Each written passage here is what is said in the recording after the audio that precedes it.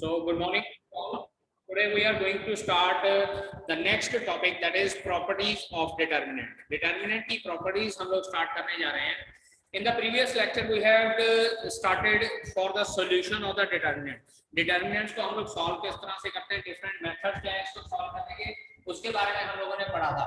अब उन सॉल्यूशन और डिटर्मिनेंट में मैंने बोला था कि हम लोग किसी एक रो या किसी एक कॉलम के अकॉर्डिंगली हम लोग डिटर्मिनेंट को सॉल्व कर सकते हैं.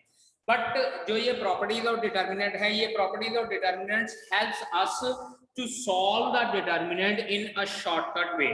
छोटे मेथड से हम लोगों को सॉल्व करने के लिए या इजी वे से डिटर्मिनेंट को सॉल्व करने के लिए ये प्रॉपर्टीज हमारे पास हेल्पफुल होती हैं. डिफरेंट प्रॉपर्टीज है, 5 to 6 properties are there, please note down.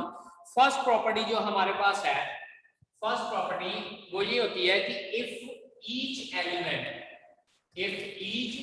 Element of any row or column, चाहे एक रो हो जाए चाहे एक कॉलम हो जाए, अगर उस रो या उस कॉलम का हर एक एलिमेंट जीरो है, is zero, then the value of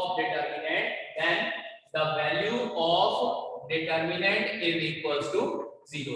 अगर डिटर्मिनेंट की किसी एक रो या किसी एक कॉलम की पूरी सारे एलिमेंट्स जीरो हो जाते हैं. लेट अस सपोज मैं कहता हूं कि मेरे पास 0 0 0 7 -1 3 4 9 एंड 8. यहां पे मेरे पास एक ये मैट्रिक्स गिवन है मुझे, और मुझे ये कहा गया कि इस मैट्रिक्स का डिटर्मिनेंट फाइंड आउट करना है. अब यहां पे चेक कर लीजिएगा, R1 जो है इसकी पूरी रो के सारे एलिमेंट्स जो है जीरो हैं. कोई सॉल्व करने की जरूरत नहीं, डायरेक्टली हम लोगों ने लिखना है कि it's determinant is equals to 0. Determinant मैंने पिछले लेक्चर में भी बताया था कि चाहे हम लोग ये डेल्टा के साथ लिख सकते हैं, या डिटर्मिनेंट ए वर्ड यूज कर सकते हैं, या हम लोग मॉडुलस का साइन लगा के भी यूज कर सकते हैं. तो डिटर्मिनेंट की वैल्यू हमारे पास जीरो हो जाएगी अगर सारे के सारे एलिमेंट्स हमारे पास किसी एक रो या किसी एक कॉलम के सारे एलिमेंट्स अगर जीरो हो जाते हैं. ठीक है.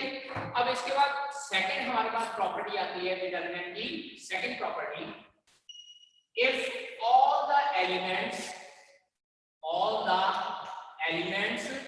on one side of diagonal, one side of, ऐसे कर सकते हैं, वर्ड यूज कर लेते हैं, प्रिंसिपल डायगोनल है जो है उसके एक साइड के सारे elements, if all the elements on one side of principal diagonal are zero.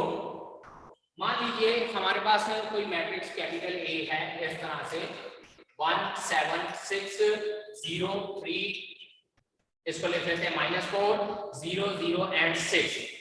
ठीक है जी. ये देखिए यहाँ पे मेरे पास ये डायगोनल एलिमेंट्स हैं, these are diagonal element and this is known as the principal diagonal. इसके एक साइड के सारे एलिमेंट जीरो हैं, चाहे हम लोग नीचे वाली साइड ले लें चाहे हम लोग ऊपर वाली साइड ले लें. If each element, all the elements on one side of principal diagonal are zero, then the value of determinant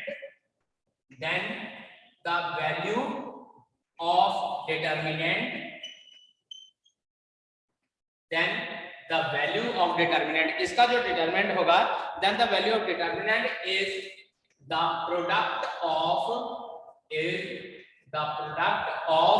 all the elements of diagonal, is the product of all the diagonal elements. ठीक है जी. Diagonal elements के जितने भी हैं उन सबको आपस में मल्टीप्लाई कर लो, that will be your value of determinant. अब सीधी सी बात है, इस मैट्रिक्स का मुझे डिटर्मिनेंट सॉल्व करने को कहा हुआ है. मैंने कल आप लोगों को एक क्वेश्चन कराया था, तो उसमें हम लोगों ने कहा था कि एक्सपेंड बाय R3 कर लेते हैं, तो R3 में दो एलिमेंट जीरो हो जाते हैं, इसके अकॉर्डिंगली सॉल्व कर लेंगे. बट अगर यहाँ पे एक बात और ध्यान दीजिए, ये प्रॉपर्टी अगर हमारे माइंड में है कि डायगोनल के एक साइड के सारे एलिमेंट जीरो हैं, तो इस मैट्रिक्स का जो डिटर्मिनेंट है, determinant A will be equals to, ये तीनों एलिमेंट्स को आपस में मल्टीप्लाई कर देना है, 1 into 3 into 6, that is 18 will be the answer. मतलब क्या है कि सेकंड प्रॉपर्टी कहती है कि अगर स्क्वायर मैट्रिक्स के डायगोनल एलिमेंट के एक साइड के सारे एलिमेंट जीरो, चाहे नीचे वाली साइड हो जाए चाहे ऊपर वाली साइड हो जाए, तो डिटर्मिनेंट की वैल्यू क्या होती है, that will be equals to product of all the diagonal elements. सारे डायगोनल एलिमेंट्स के प्रोडक्ट के बराबर होती है. Third property, the value of determinant remains unchanged determinant की वैल्यू अनचेंज रहती है if we interchange rows and column. अगर हम लोग रोज और कॉलम्स को आपस में इंटरचेंज कर देते हैं तो रोज एंड कॉलम, यहाँ वर्ड यूज करेंगे एंड, रोज एंड कॉलम को अगर इंटरचेंज कर देते हैं तो डिटर्मिनेंट की वैल्यू हमेशा हमारे पास सेम रहती है। Let us suppose capital A हमारे पास एक मैट्रिक्स है 1। नाउ लेट अस सपोज अगर हम लोग ये डिटर्मिनेंट में इसका डिटर्मिनेंट निकालते हैं और इसका डिटर्मिनेंट मान लीजिए इसका डिटर्मिनेंट आ जाता है कैपिटल ए का डिटर्मिनेंट -7। लेट अस सपोज, मैं एग्जैक्ट वैल्यू नहीं निकाल रहा हूं, इसकी वैल्यू अगर एग्जैक्ट निकालेंगे तो डिफरेंट मेथड से, चलिए एग्जैक्ट वैल्यू निकाल के देख लेते हैं। इसका अगर डिटर्मिनेंट निकालने की कोशिश करें, it will be 1 into, check कीजिए, 2 1 -1 एंड 2, सेंटर वाली टर्म को 0 रह जाएगा, मैं R1 से एक्सपेंड कर रहा हूं, प्लस 2 इनटू, चेक कीजिए, 3 2 0 and -1। So its answer will come out to be 4 plus 1 plus 2 into -3। ये आ जाता है हमारे पास 5 -6, answer comes out to be -1।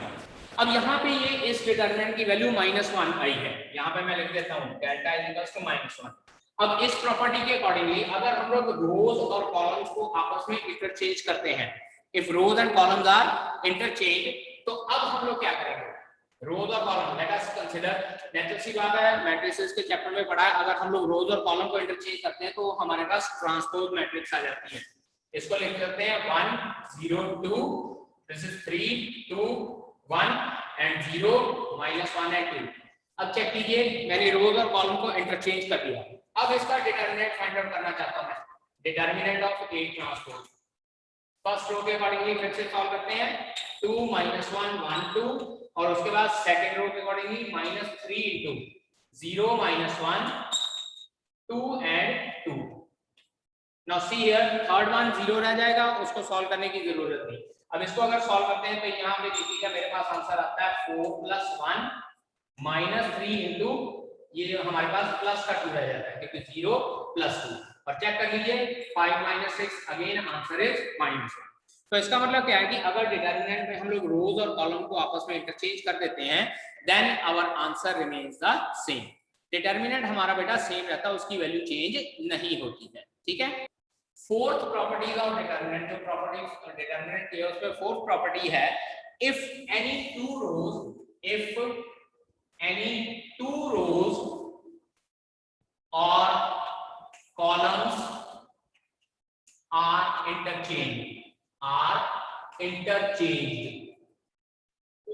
दो रोज या दो कॉलम्स अगर हमारे पास इंटरचेंज होती हैं, ठीक है जी, तो उस वक्त क्या होता है, interchange, then the value of determinant,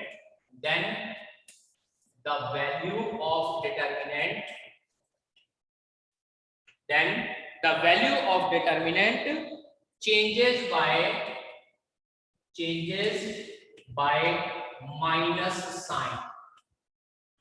value of determinant changes by minus sign, minus sign के साथ चेंज हो जाती है। दोबारा कंसीडर करते हैं, कैपिटल ए, यहाँ पे देखिए मैं लेट अस कंसीडर 2/2 मैट्रिक्स ले लेते हैं, 1 2 3 4। इसका डिटरमिनेंट फाइंड आउट करते हैं, डिटरमिनेंट कितना आ जाएगा, 4 - 6, इट विल बी -2। अब यहाँ पे ये प्रॉपर्टी कहती है कि अगर कोई दो रोज या कॉलम आपस में इंटरचेंज करते हैं, मतलब R1 को R2 के साथ इंटरचेंज कर देता हूँ, चेक कीजिए। अब की बार लेट अस कंसीडर, इसको A1 लिख देते हैं, 3 4 1 2। ये देखिए मैंने रोज को इंटरचेंज कर दिया है, तो अब यहाँ पे मेरे पास डिटरमिनेंट कितना आ रहा है, 3 2 6 -4, answer comes out to be G2।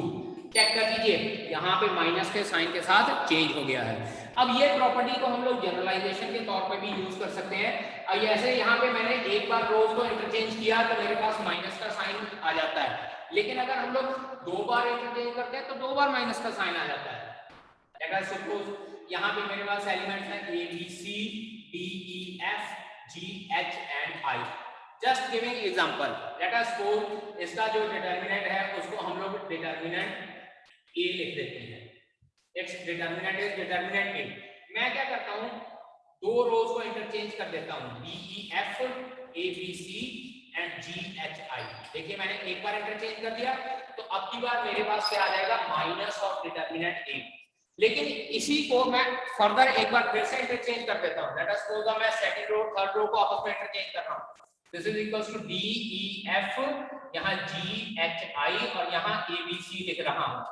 Check कीजिए, मैंने दोबारा फिर से रोज को इंटरचेंज कर दिया तो वहां पे मेरे पास आंसर आ रहा है दोबारा से माइनस का साइन। जितनी बार हम लोग रोज और कॉलम को इंटरचेंज करते रहेंगे उतनी बार हमारे पास माइनस के साइन आते रहेंगे। सो this is the explanation of this property कि अगर हम लोग रोज को इंटरचेंज करते हैं या कॉलम, हाँ रोज और कॉलम आपस में इंटरचेंज हो जाए तो डिटरमिनेंट की वैल्यू चेंज नहीं होती, लेकिन दो रोज आपस में इंटरचेंज हो जाए या दो कॉलम आपस में इस तरह से इंटरचेंज हो जाए तो हमारे पास जो है जितनी बार हम लोग इंटरचेंजमेंट करते हैं उतनी बार हमारे पास माइनस का साइन आ जाता है। Okay students, now we are going to discuss fifth property. अब पांचवी प्रॉपर्टी क्या कहती है, इफ एनी टू रोज और कॉलम्स, अगर कोई दो रो या कोई दो columns are identical in a square matrix, then the value of determinant is equals to 0। अगर डिटरमिनेंट में कोई दो रोज आइडेंटिकल है या कोई दो कॉलम आइडेंटिकल है तो डिटरमिनेंट की वैल्यू 0 होती है। अब आइडेंटिकल का मीनिंग ये भी हो सकता है कि कोई दोनों रोज आपस में इक्वल हो जाएं, या ये भी हो सकता है कि कोई एक रो किसी दूसरे रो का सम कांस्टेंट मल्टीपल हो। Late us suppose capital A की वैल्यू लेते हैं, यहाँ पे मैं ले लेता हूँ -3 2 1 1 2 4, यहाँ पे फिर से मैं ले लेता हूँ -3 2 and 1। यहाँ चेक कीजिए ये R1 और R3 आपस में आइडेंटिकल है, सेम है, इक्वल वैल्यू है। अब यहाँ पे इसका डिटरमिनेंट अगर फाइंड आउट करना चाहें, चेक कीजिए डिटरमिनेंट इज इक्वल टू, मैं R1 से एक्सपेंड करता हूँ -3 into 2 4 2 1 2 4 2 1, उसके बाद -2 into 1 4 -3 1 1 4 -3 1 और उसके बाद +1, ये आ जाएगा 1 2 -3 and 2 1 2 -3 and 2। अब यहाँ पे इसकी वैल्यू निकाल के देखते हैं, देखिएगा -3 into 2 -8 -2 into 1 + 12 and +1 into 2 + 6। यहाँ देखिएगा -3 into -6 माइनस का 18, ये आ गया प्लस का 12 13 to the -26 and this is -3 into 2 4 2 1 2 -8, ठीक है, -6 into 3 + 18 और यहाँ पे हमारे पास +8 वैल्यू आ रही है, 18 + 8 -26, आंसर चेक कर लीजिए 0 आ रहा है। इसका मतलब अगर दो रोज हमारे पास आइडेंटिकल हैं या इक्वल हैं तो डिटरमिनेंट की वैल्यू 0 आती है। अब आइडेंटिकल में बेटा सम कांस्टेंट मल्टीपल भी होता है। अब यहाँ पे देखिए मैं किसी एक रो को दूसरे का कांस्टेंट मल्टीपल भी बना देता हूँ। चेक कीजिए, यहाँ R3 को मैं 9 -6 और -3, चेक कर लीजिए जो R3 है वो R1 का -3 टाइम है, R3 है वो R1 का -3 टाइम है। तो अब मैं R1 का -3 टाइम R3 निकाल के डिटरमिनेंट निकाल के दिखाता हूँ। चेक कीजिए यहाँ पे फिर से delta is equals to -3 into 2 4 -6 -3 after this -2, obviously मैं R1 से एक्सपेंड कर रहा हूँ, -2 into 1 4 9 and -3 and after that +1। आप लोगों को पहले भी बताया कि अल्टरनेटिवली प्लस माइनस प्लस के साइन रखते हैं। 1 into यहाँ आ जाएगा 1 2 then 9 and -6। अब इसको सॉल्व करते हैं, it will B -3 into -6 + 24, this is -2 into -3 -36 and this is 1 into -6 -18। अब यहाँ वैल्यू चेक करते हैं बेटा जी, 18 प्लस का आता है, 18 into -3 -54 -39 into -2 प्लस का 78 and this is -24। चेक कीजिए -54 -24 और प्लस का 78, our answer is 0। तो इट मींस अगर रोज इक्वल हैं तो भी डिटरमिनेंट की वैल्यू 0 आती है, और अगर रोज आइडेंटिकल है, identical means some constant multiple है तो भी डिटरमिनेंट की वैल्यू हमारे पास 0 आती है, ठीक है। और उसके बाद लास्ट प्रॉपर्टी हमारे पास डिटरमिनेंट की एक और होती है कि अगर हमारे पास कोई डिटरमिनेंट जो है किसी दो रोज या दो कॉलम्स की एडिशन के बराबर है, let us suppose if each element of a row of determinant, six property, if each element of a row या column is sum or difference of any two numbers,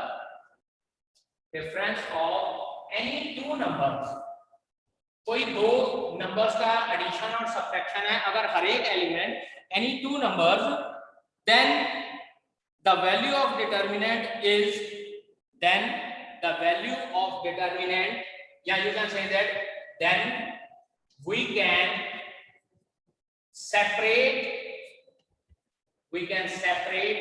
the determinant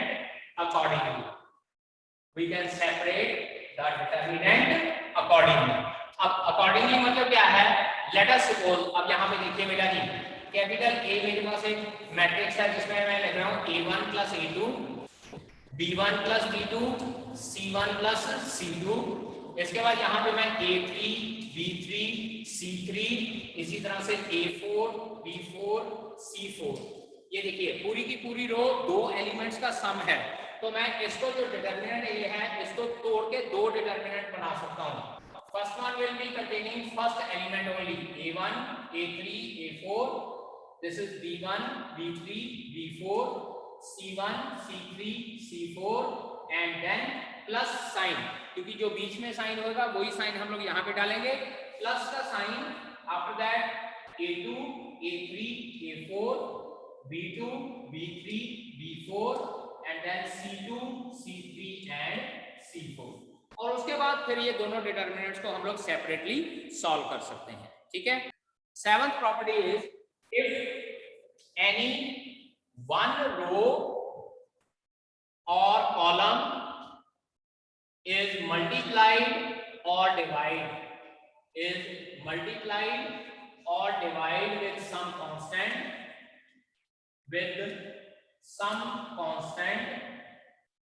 k. इसी constant के साथ हम लोग multiply या divide करते हैं रो को या कॉलम को, then value of determinant also changes accordingly. मतलब क्या है कि अगर k कांस्टेंट के साथ मल्टीप्लाई किया तो डिटरमिनेंट की वैल्यू को भी k के साथ मल्टीप्लाई कर सकते हैं, या अगर k के साथ डिवाइड किया तो डिटरमिनेंट की वैल्यू को भी हम लोग k के साथ डिवाइड कर सकते हैं. ठीक है जी. These are the 7 properties which we are going to use for the solution of different questions in exercise 4.2, जो सेकंड एक्सरसाइज हम लोग स्टार्ट करने जा रहे हैं. इस एक्सरसाइज में हम लोग ये प्रॉपर्टी यूज करके, क्योंकि क्वेश्चन बेसिकली इसमें से आता होता है कि without expanding the determinant find out the value, या without expanding the determinant prove that the value of determinant is equal to this. तो जब विदाउट एक्सपेंडिंग वर्ड यूज किया जाता है ना बेटा, ये हम लोग इस तरह से सॉल्व करके नहीं बताएंगे, प्रॉपर्टी यूज करके उसकी वैल्यू निकाल के बताएंगे. यहाँ कई बार हम लोग को क्वेश्चन लिखा होता है कि using the properties of determinant prove that the value of this given matrix is equal to this thing. तो accordingly we have to use the properties for these solution of these question. ठीक है जी. Now see here in the first question of this exercise हम लोग को ये कहा गया using the properties of determinant and without expanding prove that from question 1 to 5 कि पहले जो 5 क्वेश्चन है वो हम लोगों ने प्रूव करने हैं. अब यहाँ पे देखिए फर्स्ट क्वेश्चन है, इसमें हम लोगों को कहा हुआ है x y z a b c. After this x plus a y plus b z plus c, इसको 0 के इक्वल प्रूव करना है. सिमिलरली अगर पहले मैं चौथा क्वेश्चन लिख लेता हूँ, फोर्थ क्वेश्चन की बात करें तो फोर्थ क्वेश्चन में भी बेटा हम लोगों को इस तरह से लिखा हुआ है 1 1 1. This is bc ca ab and after that a into b plus c, then b into c plus a and then c into a plus b. इन दो डिटरमिनेंट की वैल्यू हम लोगों ने 0 प्रूव करनी है. अब बेटा एक बात याद रखिएगा, जैसे हम लोगों ने इनवर्स ट्रिग्नोमेट्री में क्या कहते हैं मैट्रिसेस में inverse of matrix find out किया था बाय अप्लाइंग एलिमेंट्री ऑपरेशंस. यहाँ पे भी हम लोग एलिमेंट्री ऑपरेशंस और प्रॉपर्टीज और डिटरमिनेंट यूज करके इनको सॉल्व करते हैं। But the difference between those question and these question is that कि जो हम लोग inverse of matrix find out करते हैं वहां पे अगर हम लोग रो के ऊपर ऑपरेशन लगाते हैं तो थ्रू आउट क्वेश्चन रो के ऊपर ऑपरेशन लगेगा, अगर कॉलम के ऊपर ऑपरेशन लगाते हैं तो थ्रू आउट हमारे पास कॉलम में ही ऑपरेशन रहेंगे।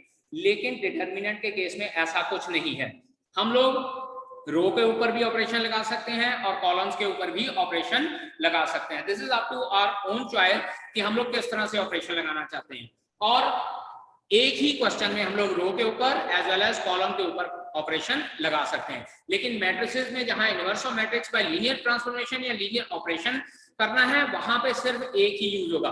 अगर रोज यूज करनी है तो थ्रू आउट द क्वेश्चन रो के ऊपर ऑपरेशन लगेगा, अगर कॉलम यूज करनी है तो थ्रू आउट कॉलम के ऊपर ऑपरेशन लगेगा। चलिए स्टार्ट करते हैं हम लोग इस क्वेश्चन को, जीरो को इक्वल प्रूव करना। अब बेटा जीरो को इक्वल प्रूव करना तो अपने माइंड में आपने एक चीज बिठा के रखनी है कि या तो कोई दो रोज या दो कॉलम आइडेंटिकल प्रूव करने हैं या पूरी की पूरी रो को जीरो प्रूव करना है, पूरी के पूरे कॉलम को जीरो प्रूव कर दे, क्योंकि यही दो कंडीशंस हैं जीरो डिटरमिनेंट शो करने के लिए। अब यहाँ पे देखिए मैं क्या कर रहा हूँ, C1 में C1 प्लस C2 कर रहा हूँ। देखिए कॉलम्स में ये है मेरे पास कॉलम 1, दिस इज कॉलम 2, इन दोनों कॉलम्स को ऐड करना है और C1 में लिखना है। चेक कीजिए x plus a y plus b z plus c, यहाँ रह जाएगा मेरे पास a b और c, और यहाँ मेरे पास रह जाएगा x plus a y plus b z plus c। और चेक कर लीजिए बता दी यहाँ पूरे का पूरा एक कॉलम और ये C1 और C3 दोनों आपस में इक्वल आ गए हैं, so this is equals to zero. कुछ लिखने की जरूरत नहीं कि यूजिंग द प्रॉपर्टी भी दो कॉलम इक्वल हैं, that is why answer is equals to zero. Directly यही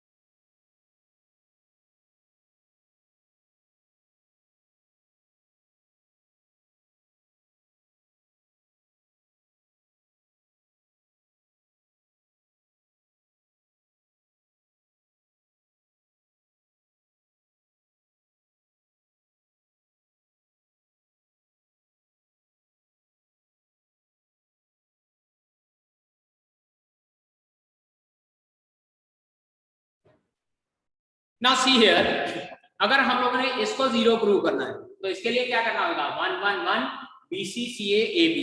अब यहाँ पे कहीं ना कहीं कोई दो कॉलम आइडेंटिकल करने पड़ेंगे।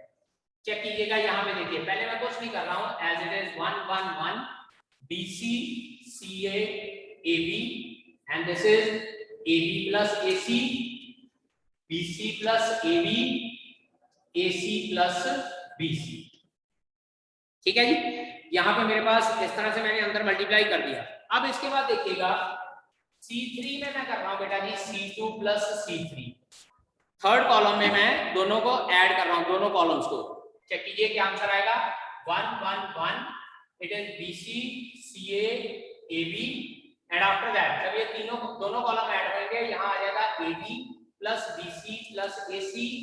सिमिलरली यहाँ पे भी AB plus BC plus AC आ जाएगा, और यहाँ पे करेंगे तो यहाँ पे भी AB plus BC plus AC रह जाएगा। अब यहाँ पे देखिए पूरे के पूरे रो कॉलम में सारे एलिमेंट्स सेम हैं, और जब सारे एलिमेंट्स सेम हैं तो हम लोग ये क्या है कि ये एलिमेंट पूरे कॉलम में से कॉमन निकाल सकते हैं। और जब कॉमन निकालेंगे यहाँ लिखेंगे टेक आउट, यहाँ पर वर्ड लिखेंगे take out AB plus BC plus AC from C3। C3 में से मैंने ये AB plus BC plus AC common निकाल दिया, तो मेरे पास क्या बनेगा AB plus BC plus AC, और जब मैंने ये कॉमन निकाला बेटा जी तो मेरे पास अंदर में क्या बनता है 1 1 1 BC CA AB, और लास्ट लाइन फिर से मेरे पास 1 1 1 बन रही है। चेक कर लीजिए, लास्ट लाइन फिर से 1 1 1 बन गई है, दो कॉलम इक्वल हो गए, तो आंसर इज इक्वल टू 0। ठीक है बेटा जी। अब इसमें हम लोग इसी तरह से कोई दो रोज या कोई दो कॉलम आइडेंटिकल प्रूव करके इसको 0 इक्वल प्रूव कर सकते हैं। इन द थर्ड क्वेश्चन यहाँ पे हमारे पास क्या आ जाएगा, गिवन है 2 3 5 and after that 7 8 9 and then 65 75 and after this 86 is equals to 0। सीधी सी बात है बेटा जी, इक्वल टू 0 प्रूव करना है, इसका मतलब कोई दो रो या कोई दो कॉलम आइडेंटिकल प्रूव करते हैं हम लोग। अब यहाँ पे देखिएगा C3 में C3 minus 9 times C2, C3 में C3 माइनस 9 टाइम्स C2 कर रहा हूं मैं, it will become 2 3 5 7 8 9 as it is. अब जब इसको 9 से मल्टीप्लाई करके इसमें से माइनस करेंगे, 7 9 63, उसमें जाकर माइनस हो जाएगा, हमारे पास आंसर कितना रह जाएगा 2 ओनली। अगर आप लोग वर्बली कैलकुलेशन कर सकते हैं then you can apply the verbal calculation, otherwise rough side पे आप लोग कैलकुलेशन चेक कर सकते हैं अपनी। अब इसके बाद 8 9 का 72, 75 में से माइनस किया, आंसर इज 3। सिमिलरली 9 9 का 81, 86 में से माइनस किया 5। नाउ चेक इट, यहाँ पे C1 और C3 कॉलम आइडेंटिकल आ गए हैं, so our answer is equals to 0। Again no need to write anything using this property या यूजिंग दैट प्रॉपर्टी। ठीक है, इसके साथ अब सेकंड क्वेश्चन स्टार्ट करते हैं। देखिएगा सेकंड क्वेश्चन हमारे पास है a minus b, b minus c, c minus a and then b minus c, उसके बाद c minus a and after that a minus b, again c minus a, then a minus b and then b minus c। Now बेटा जी इस determinant को equal to 0 prove करना है। अब यहाँ पे देखिएगा कोई दो रोज कॉलम आइडेंटिकल कर लीजिए या कोई एक रो के सारे एलिमेंट 0 प्रूव कर दीजिए। यहाँ देखिएगा मैं क्या करने जा रहा हूँ, R1 में R1 plus R2 plus R3, मैं यहाँ जानबूझकर R1 में ऑपरेशन लगा रहा हूँ क्योंकि शो करना है कि आप लोग कॉलम के ऊपर लगाइए या रो के ऊपर ऑपरेशन लगाइए, आपका आंसर आ जाएगा। अब R1 में मैं R1 plus R2 plus R3 कर रहा हूँ, ठीक है जी। चेक कीजिए, it will B a minus b plus b minus c plus c minus a, इसी तरह से b minus c plus c minus a plus a minus b, इसी तरह से c minus a plus a minus b plus b minus c। उसके बाद second row कुछ नहीं किया, एज इट इज लिख देंगे c minus a and this is a minus b।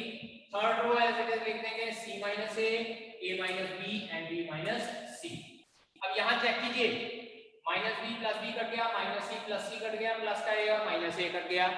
Similarly plus का b माइनस का b, प्लस का a माइनस का a, प्लस का c माइनस का c कट जाएगा and all these element also cancel out, और हमारे पास आंसर क्या आ गया 0 0 0, b minus c, c minus a, c minus a minus b, a minus b and b minus c। और यहाँ check कर लीजिए फर्स्ट प्रॉपर्टी जो मैंने बताई थी, सारे एलिमेंट्स 0 हैं पूरी की पूरी फर्स्ट रो के, so it's answer is again equals to 0।